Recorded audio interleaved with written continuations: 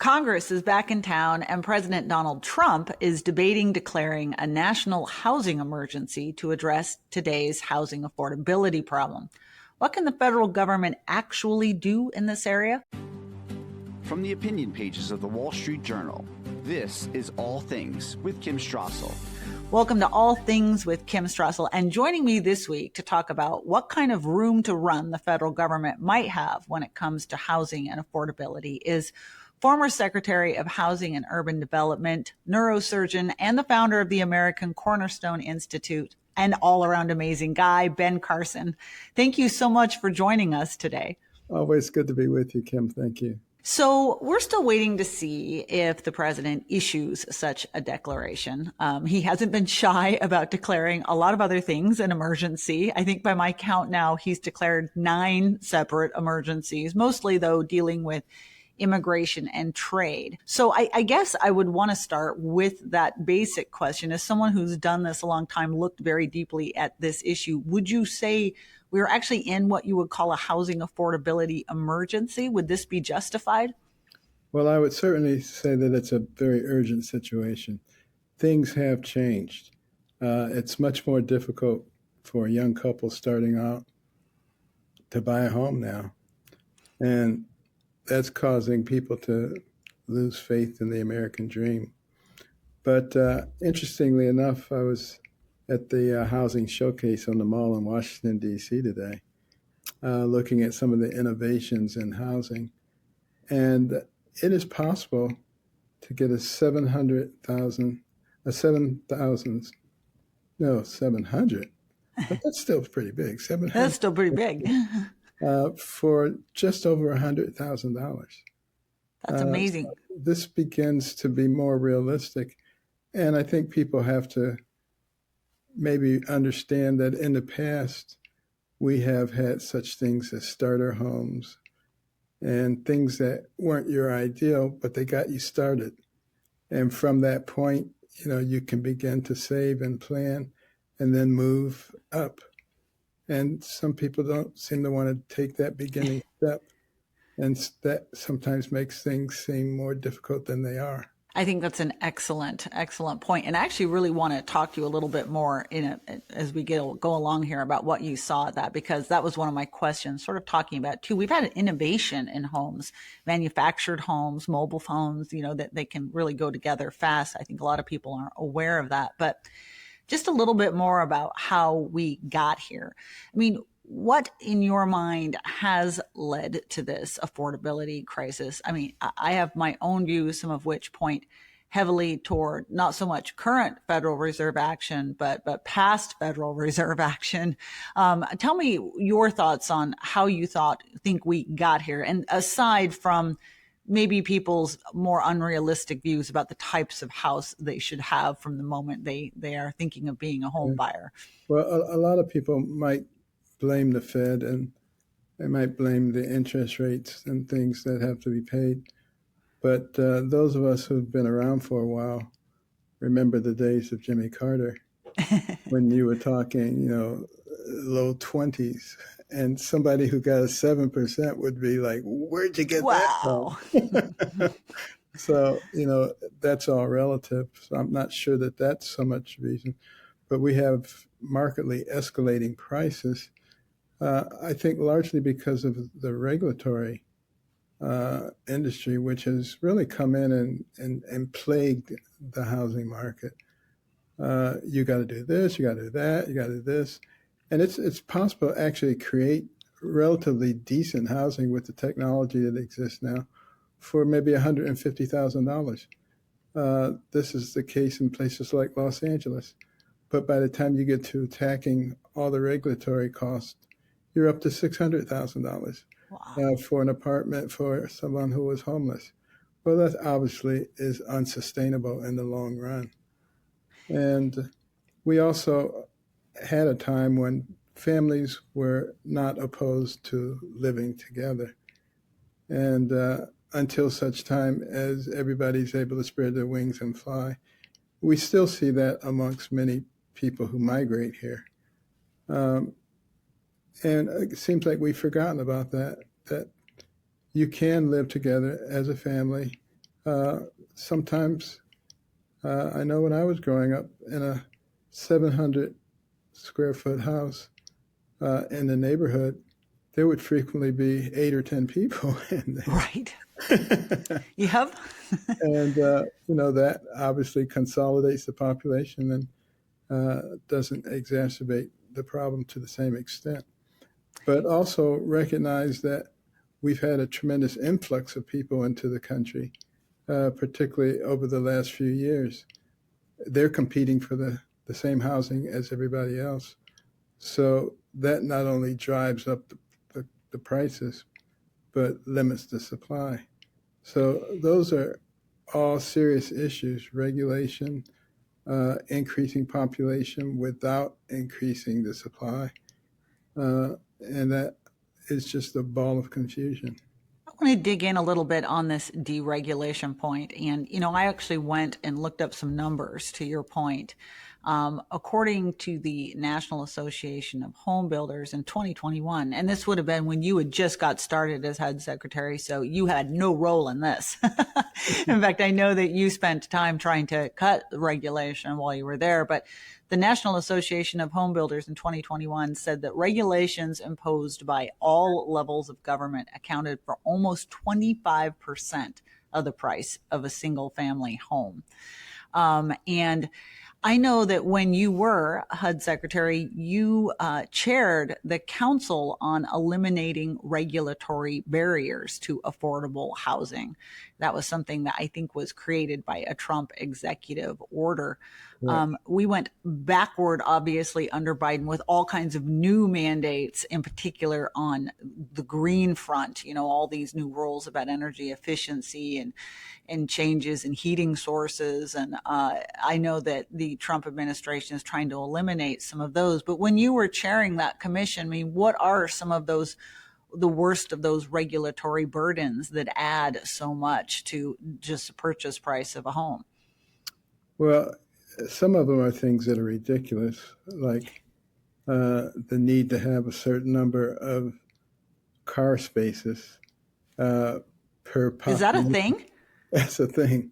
No. And some of the, particularly in some of the multifamily units, noise levels, a certain number of decibels are tolerable. You would have to address those kinds of issues. Water supply, basically things that people used not to have to worry about. And the people who institute all of these regulations, they mean well. And they think that they're doing good things and saving people's lives and improving the quality of their life, but they're not. Yeah. All they're doing is driving the cost. And I'm all for safety, but there should be a way that people can decide how much of this safety they want. And if you want maximum safety of every possible thing that could happen, it's just like insurance. You buy house insurance, you can buy, the most expensive umbrella policy that covers if you hurt your toenail, or it's going to cost you a lot of money, though. A lot. But when you impose that on everybody, regardless of whether they want it or not, it drives the prices. Well, that's one of the things I wanted to ask you too, because you did run this council, so you have some experience in looking at these. And my understanding is that there are federal mandates and rules, et cetera, and we were just talking about some of the Biden versions of that that got thrown up in the last 4 years. But a lot of those regulations and roadblocks to new development or to affordable development tend to be thrown up at the state and local level. Zoning regulations and permit A lot of the requirements green stuff. and a lot of that green stuff. And Treasury Secretary Scott Bessent said that the feds are actually looking at this question of how they could maybe standardize or potentially override some of these local regulations. Is that something the federal government can do? Is that something that you guys looked at? I mean, I was a bit confused by that. We didn't really try to exercise power that we didn't have. but it may have been a good idea. Whatever we could do, because the costs continue to escalate, and most people who've been around for a few decades remember a time when you could buy a house if you had two people with reasonable incomes, and it wasn't a heavy lift.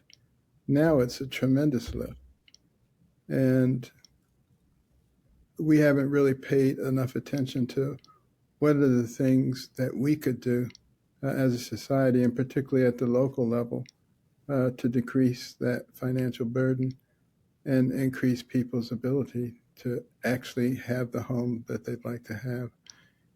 And it doesn't help when wages keep escalating and the prices keep trying to keep up with the wages. It's okay for the people at the top, but for the people at the bottom, it just becomes a further reach, and it starts seeming impossible.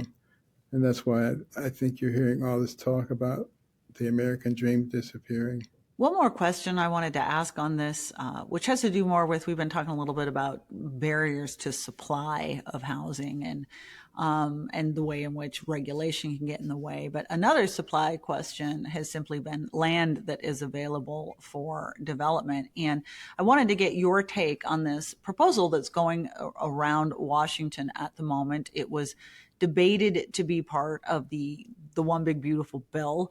And because of some back and forth within the Republican Party, it was taken out of that. But now they're looking at doing it from an executive level, and that is this question of taking some very small percentage of federal lands, in particular areas that abut maybe major population centers, or land that isn't a national park, it isn't a monument, and making it such that it could be opened up for development. Do you think that would have a significant beneficial effect, or not much of an effect? What are your views on that idea?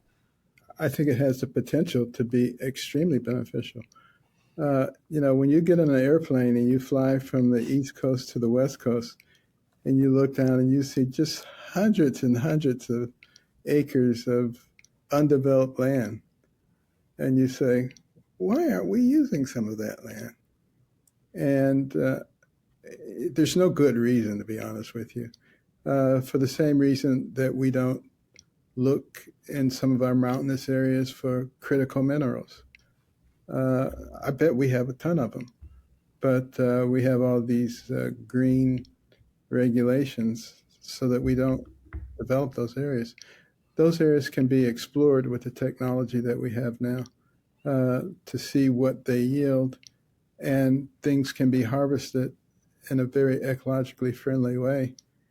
And we just need to modernize our policies to keep up with the technology.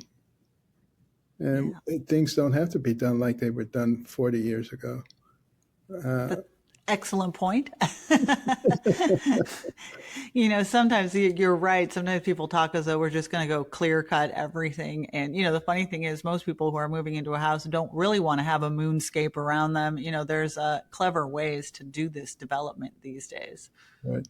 And, this is America. We have to remember we're innovators. If you look at the 19th and the 20th century in terms of earth-shattering discoveries and inventions, nobody comes close to us. And we have to stop thwarting the benefits that come from our innovation by just putting shackles on everything. So that's some of the supply things. But I want to talk a little bit, too, about the other side, which is affordability, but also, again, just sort of the financial incentive to creating new homes as well, too. You have been a longtime champion of opportunity zones or tax incentives for private investment in distressed communities. I think actually you've just been a supporter of more expanded tax credits for, home builders at large. But talk a little bit about the role that's played in the housing supply we have already and what more could be done with that. First of all, we need to recognize that if we're going to be successful in developing more houses, it can't just be a government endeavor. There's a lot more money in the private sector than there is in the government, and particularly a government that has, 35, 36, $37 trillion of debt. We need to Right. be cognizant of that. And things like the Opportunity Zone were designed in response to that, providing significant tax incentives for long-term investment in economically challenged areas. And it was working quite nicely. It was expected to bring in $100 billion over 10 years. It brought in $75 billion in 2 years before COVID struck. Wow. And, it's being ramped up again. I think it will have very positive effects once again. So those kinds of governmental policies that recognize the benefit of public-private partnerships and what can be done with some creative financing is something that we should pay attention to. I think that will be a large part of the solution. And I think, we have a executive branch headed up by a builder. Yeah, that's a good point. And, he understands these things. We had many conversations about it when I was the secretary. And I think if we can just get out of our own way, we can do some pretty amazing things. Well, one last thing I wanted to ask you on that front too, and it has to do with the private piece of it. Obviously, I love even more because I'm such a big believer in the free market and its ability to innovate and respond to these demands if it's simply given the runway to do so.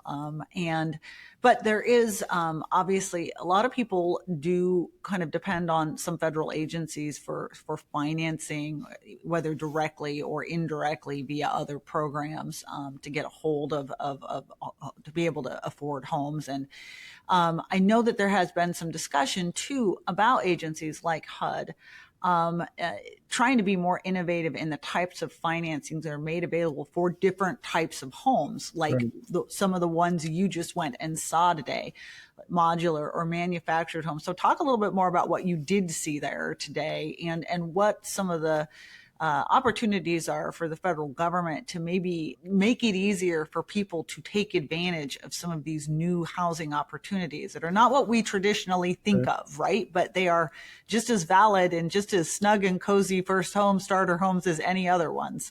And once you go to sleep, it doesn't matter, right? Yes. Well, first of all, the government can be more creative in the way that the financing, the federal loan programs go. And, one of the things that we were starting to do as I left government, and I hope it's still being looked at, is how do you determine credit worthiness? Everybody knows the traditional ways it's established, but maybe there are some non-traditional ways that also give us a good indication of what kind of risk a person is. And I think we should put a little more effort into figuring that out based on what a person has done. Do they pay their bills on time? Their little bills, their electric bill and their water bill, things like that. It doesn't have to be gigantic things, but is there a consistent pattern that shows you what kind of individual there is? I mean, it's the same as what's going on, in crime.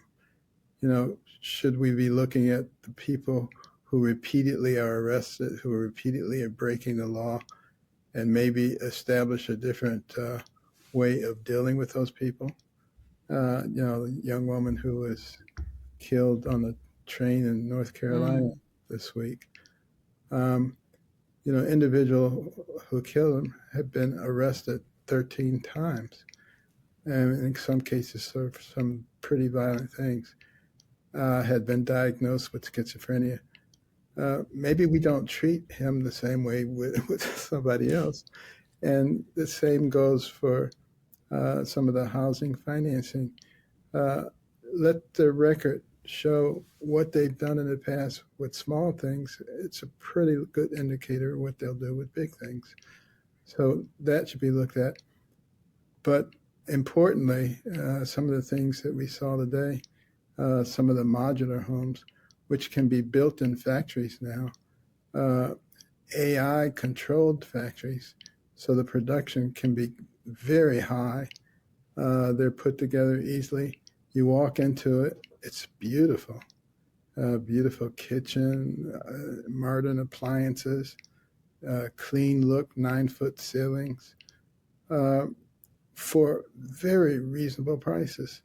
And these things can be mass produced, a home put on a flatbed truck and transported to almost any place in America. And as long as you have, a reasonable distance to sewage and fresh water and electricity, you're good to go. So you couple that with allowing some of the federal lands to be utilized, start thinking of the things that could be done. We were engaged in some deep conversations with Los Angeles, with Mayor Garcetti and with Governor Newsom, as with some of the county supervisors, on how we could use some of the federal land and some of the, at that time, significant surplus that California had, and the suspension of certain regulations to create communities for the homeless individuals that not only provided a place for them to live, but also wraparound services, because 60% of those people are either drug addicts or mentally ill. But I talked to the head of the American Psychiatric Association. He said the vast majority of the psychiatric cases could be easily managed if they had regular counseling and medications, and they could become quite functional in society. But when they're just sort of left to themselves, sometimes they become dangerous to themselves and to the people around them. Yeah, absolutely. I mean, I love you talking about this, because if you had a big enough vision, you could get some stuff done pretty big and pretty quick if you wanted to. And, to your point, actually, we have, my husband and I have friends who just put together, I should say, a modular home. They wanted one in Minnesota. And I was looking at the pictures of it. First of all, the whole thing was done in just months. And then it's just remarkable. It's like a beautiful, beautiful home. And as you said, it was delivered to them. So it was really something to see. I want to kind of close out here with a last question on politics, because we've been talking about policy, but there's a political question here too. And it strikes me that housing, sort of like kind of like crime, which we've been talking about too, is really something that touches everyone. We've seen Trump very much get after the crime issue. I think a lot of people have appreciated that. The housing shortage, while it's more acute in certain large areas, like, as you mentioned, greater Los Angeles and greater New York, if you break out the data, it really does affect almost every county nationwide, almost every demographic group. My question is this good politics, especially in light of Trump attempting to make some inroads with some of those urban and suburban voters who have more traditionally voted for Democrats, but might be a bit disillusioned sometimes about whether or not Democrats are focusing on some of those big issues like crime and cost of living? Well, clearly, in many of the blue cities and the blue states, the policies do not favor the people. I mean, when you have policies that release violent criminals onto the population, it's very hard to convince anybody that you're doing this for the good of the people. It's one of the reasons that I've been really pushing the ideal of we are not enemies. I call it Wayne. We are not enemies. These problems affect our whole population. Democrats, Republicans, blacks, white, it doesn't matter. They affect everybody.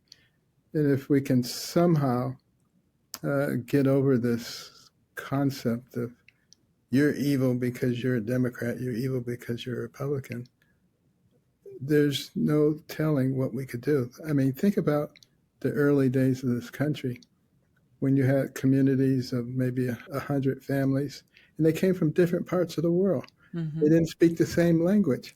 How in the world were these people going to get together? But they understood a very important concept. It's called the common good. What's good for everybody, not what's good for this group versus that group. That's the only way we're going to solve these problems because of the system that we have. When you have a system that goes from one political party being in power to the other one being in power, it's sort of like taking one step forward and two steps backward. Mm-hmm. We're never going to solve the problem if everything has to be looked at in a political way. And I feel strongly about that. And I knew Secretary Turner feels very strongly about that too. He, of course, as you probably know, is a man of the cloth, minister, and is a very compassionate individual and very much wants to do what's good for the whole population. If we can develop that sort of across the government, instead of looking at everything politically, we're going to be very strong as a nation going forward. But our enemies recognize that we're too strong to be taken down militarily, but we can be taken down from within. House divided against itself cannot stand. And you see all these efforts aimed at dividing us on the basis of race, age, income, gender, politics, religion. And it's working. And we've got to be smart enough to recognize what's happening to us and not take the bait. Well, on the basis of those very uplifting and aspirational words and advice, we're going to leave it there. Ben Carson, thank you so much for taking the time to come in and talk to us and share your wisdom on all of these housing issues. We want to thank our listeners. If you like the show, we are here every week. Please do hit that subscribe button. And if you'd like to write to us, you can at atkim@wsj.com.